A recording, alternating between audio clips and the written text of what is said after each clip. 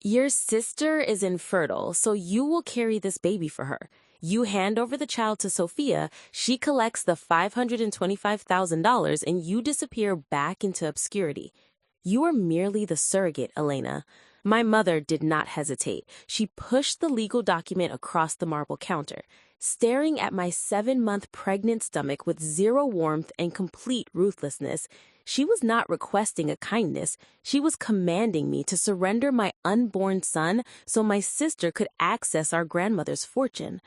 Before I reveal what I did when my own mother attempted to steal my child for money, leave a comment telling me where you are watching from and what time it is right now. I want to know how far this reaches. Never. The word escaped my mouth before the tension in the dining room exploded. Patricia did not negotiate. She did not attempt persuasion. Her expression morphed into pure, concentrated hatred. It was not the disappointment of a parent. It was the wrath of a business partner being denied profit. She attacked. "It is hers," she shouted, her palm striking my chest. "You worthless accident. It belongs to Sophia." The impact was sufficient to make me lose balance. My foot snagged the carpet edge, and suddenly the marble counter vanished, replaced by nothing and the unforgiving stone steps descending to the patio. Physics took control. In that fraction of weightlessness, my mind did not freeze. It shifted into survival mode. I work as a trauma nurse. Fear is something I cannot entertain. As everything rotated, I did not extend my hands to catch myself. I dropped my chin, I curved my body protectively, locking my arms firmly around my center, turning myself into a human barrier for the life developing inside me. I struck the first stone with my back, then my thigh, then the sickening crack of ribs against the edge of the bottom step. I collapsed onto the pavement, wind knocked from my lungs, staring up at the dining room terrace. My mother stood at the top, looking down. She was not alarmed. She was not coming to assist. She was observing. She was checking to see if the obstacle had been eliminated. My medical training activated before the agony did. Airway clear, breathing labored but functioning, acute pain in the right lateral chest, probable rib fracture, check abdomen, tender, no immediate contractions. Then the critical assessment. I waited, holding my breath until my chest burned. A movement, a small defiant push against my hand. Fetal activity confirmed. He was alive. I did not cry out. I did not beg for assistance. I understood in that instant that showing vulnerability would only prove I was prey, and prey gets eliminated. This was not accidental. It was a deliberate act, an attempted elimination to remove the barrier to the preferred beneficiary. I forced myself upright, dismissing the burning in my torso. I did not return to the house. I walked directly to my vehicle, entered, and secured the locks. My father, Michael, was positioned by the glass doors observing. He did not react. He did not attempt to intervene. He simply observed, his expression empty like someone witnessing a business deal that had gone slightly awry but could still be recovered. I drove not to the closest hospital where my mother had connections on the executive board and my sister had former classmates in management. I drove 50 minutes across town to my own emergency facility, the only place where I controlled what happened next. As the shock started to dissipate and the throbbing in my chest intensified, the reality descended on me like a crushing weight. For 31 years, I had treated my relationship with my mother like a manageable condition, something to be tolerated, pacified, and survived. I believed if I was just competent enough, invisible enough, accomplished enough, the situation would stabilize. But today, the assessment had evolved. My mother was a narcissist, but not the type discussed in articles. To Patricia, children were not individuals. We were instruments for her own validation. Sophia, with her attractiveness and obedience, was the prize, the high-performance investment that made Patricia appear accomplished. I was the mistake, the unplanned pregnancy from 31 years ago that trapped her into a marriage she despised. In her calculation, pushing me down those steps was not attempted homicide. It was a business decision. It was an effort to eliminate a failing asset so the resources, my grandmother's wealth, could transfer to the successful investment. I stopped the car, my hands shaking as I grabbed the door. They fractured my ribs. They attempted to kill my son. They mocked me for years, believing I was just spare parts for their flawless system. But they overlooked something. You do not bring contracts to a war, and you absolutely do not try to eliminate a trauma nurse and expect her to simply vanish quietly. I entered the emergency entrance, not as a victim, but as someone gathering evidence. My medical documentation was proof of survival, fractured ribs, tissue trauma, but a fetal heartbeat that pounded like thunder in the silent examination room. I exited the hospital into the dark evening air, gripping the folder of medical records to my body. It was not merely documentation, it was a weapon. My phone had been pulsing against my leg for the past 3 hours, a constant, buzzing, hostile presence. I finally retrieved it in the security of my vehicle. 21 missed calls, 38 text messages. Most were from my father, Michael. Elena, answer. Your mother is devastated. She did not intend to push you. You slipped. We can cover the medical expenses. Just return to the house. We need to resolve this immediately. Don't create drama, Elena. Consider the family. I stared at the illuminated display, feeling a frigid detachment wash over me. This was the strategy, the manipulation, the rewriting of events before they were even concluded. He was not concerned about my injuries or his unborn grandson. He was concerned about the optics. He was worried that if I caused a disturbance, the financial institutions would discover his obligations, or the community would learn his wife was violent. He was proposing to pay my hospital bills with the same funds they were attempting to steal from my child. My finger hovered over the block function. It would be simple to disconnect them, return home to my husband, Marcus, secure the locks, and never communicate with them again. But silence would not safeguard me. Silence would merely give them opportunity to reorganize, to manipulate the narrative, to pursue custody later. If I wanted freedom, I could not just escape. I had to finish it. I thought about the patients I encounter in the emergency room, the ones who arrive aggressive and combative, usually requiring sedation or physical restraint. And then there were the ones who became still, the ones who preserved every bit of strength for survival. I decided to become unresponsive. It is a method for managing narcissists. You do not contest, you do not justify, you do not elaborate. You become as boring and impenetrable as granite.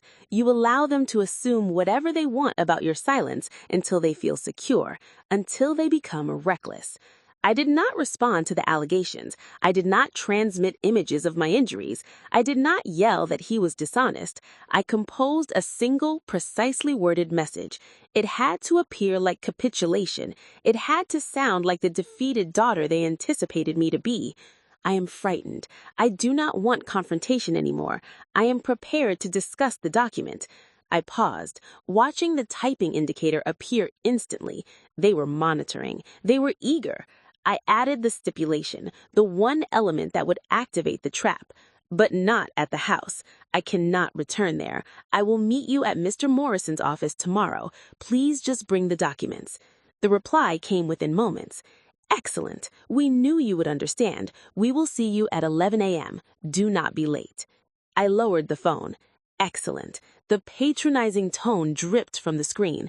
They believed they had succeeded. They believed the fall had frightened the resistance out of me. They believed they were attending a capitulation negotiation. They had no concept they were walking into a trap. I started the engine. The pain in my torso intensified as I rotated the wheel, a sharp, searing reminder of why I was doing this. I was not going home to hide. I was going home to prepare the counterattack. The conference space at Morrison & Partners was constructed to intimidate. Floor-to-ceiling windows overlooking the downtown skyline, a walnut table extensive enough to host a banquet, and climate control set to a temperature that felt less like comfort and more like a preservation chamber. It was ideal. It was a sterile environment for surgical excision. I arrived 50 minutes early. I required time to prepare my appearance. In the immaculate restroom, I examined myself in the mirror. The bruising on my chest was genuine, a deep, horrific purple spreading across my body. But my face was too composed. It appeared defiant. I needed to appear broken. I opened my cosmetics case. I did not use foundation to conceal the damage. I used shadow powder to emphasize it. I intensified the darkness under my eyes. I added a subtle, sickly greenish tint to the fading bruise on my cheekbone. Then I wrapped my chest over my clothing with a conspicuous elastic bandage, ensuring it was visible, bulky, and pathetic. I was not preparing for a business meeting. I was preparing for a performance. I needed them to perceive a destroyed woman, a terrified daughter ready to surrender. I needed them to feel so dominant that they forgot to be cautious. Mr. Morrison was waiting for me. He was a traditional attorney, formal suit, gray hair, and a reputation for being as warm as ice. He was also the executor of my grandmother's estate. You understand what we are. "What did you hope to accomplish here, Alina?" he asked, his eyes scanning my bandages with professional disinterest. "I am not recording them," I said, my voice controlled. "Texas is a two-party consent state. If I record them, it is inadmissible. But you are an officer of the court. You are a mandatory reporter.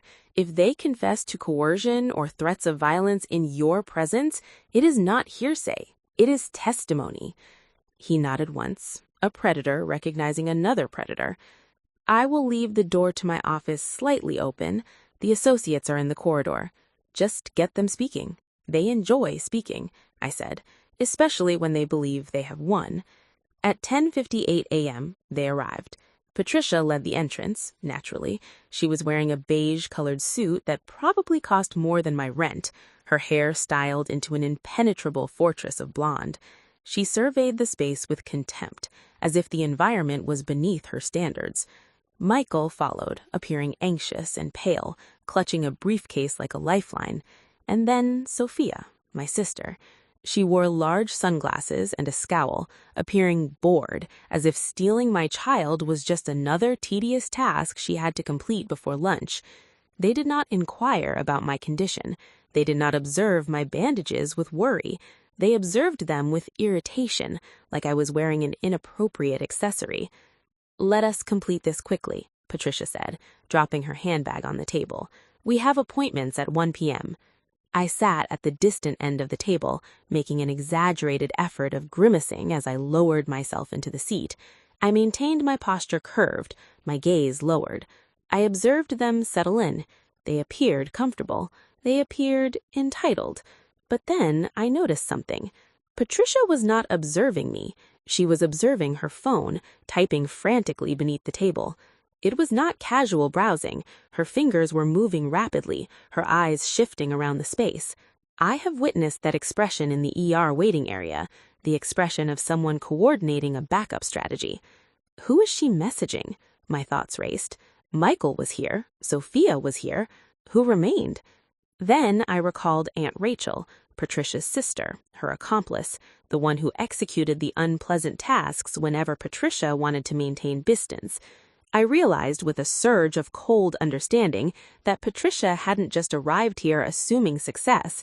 She had established a failsafe. She was likely messaging Rachel updates. If I don't message you confirmation by a specific time, initiate the backup plan. She was prepared for resistance. She just wasn't prepared for surrender.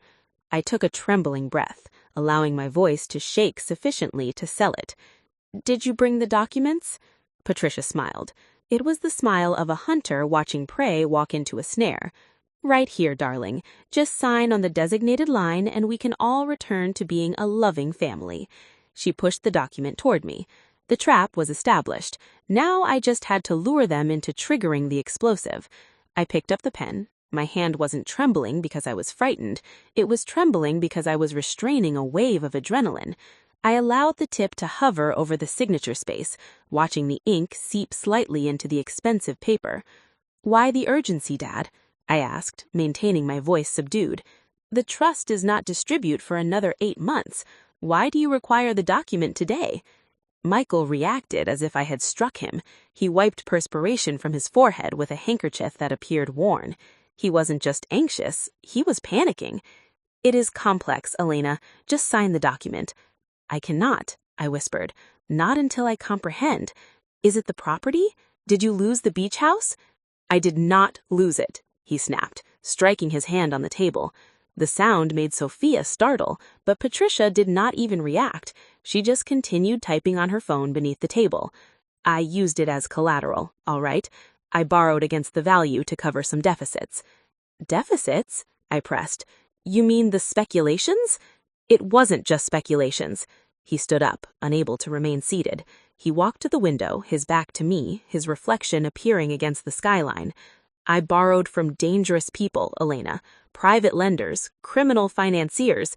They don't send reminders. They send individuals to your workplace with weapons." I watched him collapse. The polished executive I had grown up fearing was gone, replaced by a desperate gambler. "I took $200,000 from the trust fund prematurely," he confessed, the words rushing out uncontrollably. "I falsified the executor's signature to obtain a cash withdrawal. I believed I could repay it before the quarterly review next Wednesday, but the speculations crashed. If I don't liquidate the remainder of the trust to Sophia and replace that account by Wednesday, I'm not just bankrupt, I'm going to prison, or worse." There it was. Conspiracy to commit fraud, embezzlement, forgery. I looked at Mr. Morrison. He was staring at Michael, his face a mask of professional shock. He had just heard a confession to a crime involving his own signature. I looked back at Patricia. She finally lowered her phone. She wasn't disturbed by Michael's confession. She appeared annoyed by his weakness. "So that is it?" I asked, turning my attention to her. "You require the money to keep Dad out of prison. But what about my son? You said I was just the surrogate. You genuinely want me to sign away my rights to my own child?" Patricia leaned forward. Her perfume, something intense and floral, drifted across the table, the scent of my childhood trauma. "Let us be transparent, Elena," she said, her voice dropping to a smooth, deadly whisper. "You are a trauma nurse on an hourly wage. You live in a small apartment. You have nothing." She gestured to Sophia, who was examining her nails. "We have resources. We have attorneys. If you don't sign that document and give us the money, we will pursue full custody. We will portray you as unstable. We will use your accident on the stairs as proof you cannot protect a child. We will drown you in legal proceedings until you collapse." My blood froze.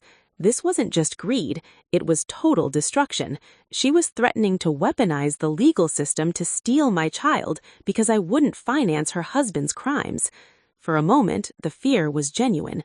I imagined them taking him. I imagined Sophia holding my baby while I was removed by security. "Sign it," Patricia hissed, "or we complete what we started on the stairs." Extortion, threat of violence, conspiracy. It was everything I required. I looked down at the document.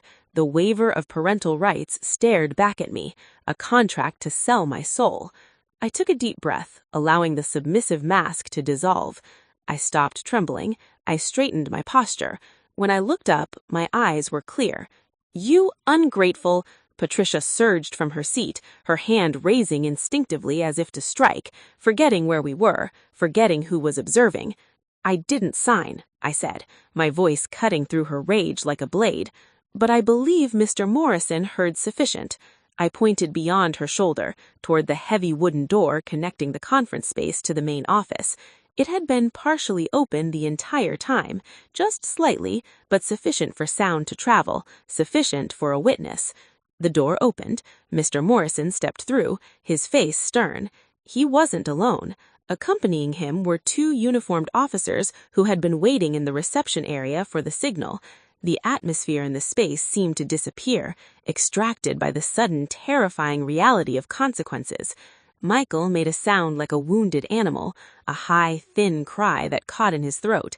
He collapsed back into his seat, his face draining of color, until he appeared like a wax figure melting under heat. He knew. He knew about the review, he knew about the criminals, and he knew that the handcuffs on the officers' belts were the only things that could protect him from the individuals with weapons. even if it meant incarceration. Patricia froze. Her hand was still partially raised, captured in a tableau of violence. She looked at the police, then at Mr. Morrison, and finally at me. Her expression wasn't fear yet, it was confusion. Narcissists don't process consequences, they process obstacles. She attempted to pivot, her voice shifting into that sweet tone she used for neighbors. "This is a family disagreement. My daughter is emotional. We were just having an intense discussion about her future." "No, Mrs. Davis," Mr. Morrison said. He did not look at her. He looked at the officers. "This is attempted extortion and conspiracy to defraud a trust. And since you just admitted to the assault on the stairs, coupled with the threat to complete the job, that constitutes attempted feticide." The officer stepped forward. "Patricia Davis, Michael Davis, Sophia Davis, you are all under arrest." The handcuffs snapping onto Michael's wrists sounded deafening. He didn't resist, just dissolved into sobs, rambling about interest rates and payment plans. Patricia screamed accusations at me, calling me delusional, claiming I'd fabricated my injuries. But the real shock came from Sophia. She suddenly backed away from her parents, eyes darting between the officers and me as calculation replaced shock. For the first time in her life, Patricia wasn't the most powerful person in the room. "I didn't do anything," Sophia shrieked. "She pushed her on the stairs. I witnessed it. I'm a witness." Patricia froze, staring at the daughter she had always protected, now offering her up for immunity. That was when she shattered. "Don't touch me," Sophia yelled as officers moved in.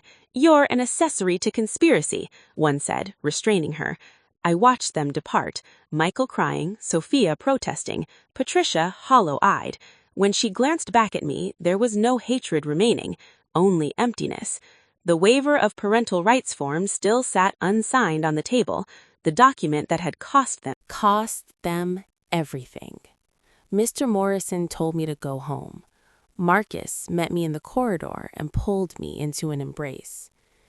"They're in custody," I whispered.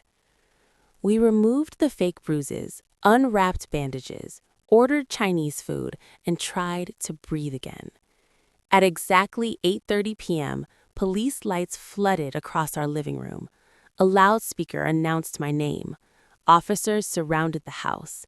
They said a relative had called emergency services, claiming I planned to harm myself and my unborn child.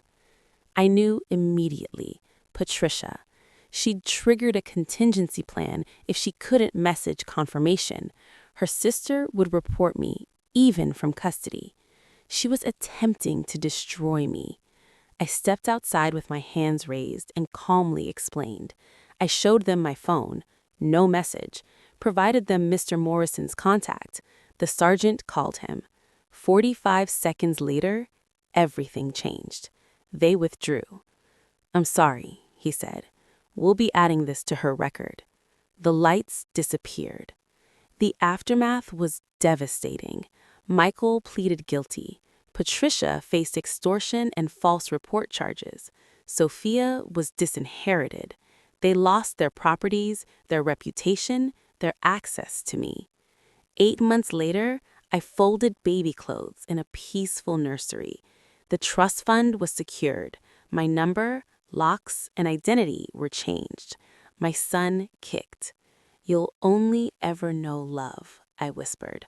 Freedom was the most expensive thing I'd ever purchased, and it was worth every sacrifice. If you've ever severed family ties to protect yourself, type freedom in the comments. The Mantle Grand, where truth meets justice. Subscribe for more stories of survival and strength.